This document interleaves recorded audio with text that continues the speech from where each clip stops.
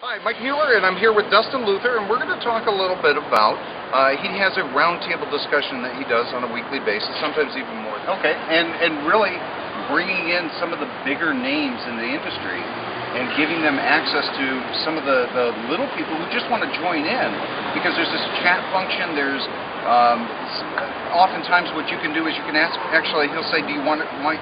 Can I turn on your mic? And you go, okay. And then you're able to ask the question to somebody you would not necessarily have access to on a normal basis. And that's a beautiful thing to me. I think that's just great. The chat function's wonderful too. I got to say, I love the chat function. So yeah, it's very close.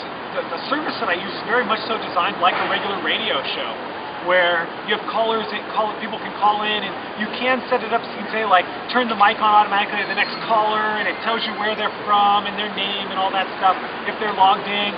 So it could be like a regular radio show, and I try to treat it sometimes like that, like Mike's saying, to let people turn on, let the motorcycles go by. So just come join the conversation. But the one benefit it has over a typical radio show is that there is a chat going on in the background, and so there's a lot of interaction among the people who are just listening in. It's like taking that while you're on hold on a radio call, to the next level, because now instead of just being on hold, you can actually chat with everybody else who's on hold. Really a fun tool that takes advantage of really, what you can do on the internet with a radio show. That makes it a lot of fun, and the best questions, I'd say, I'm not a professional journalist by any means. I don't have a journalism background, so I rely heavily on the chat to come up with the next question. Okay, so that's a great thing. Let's say I want to tune into the next one.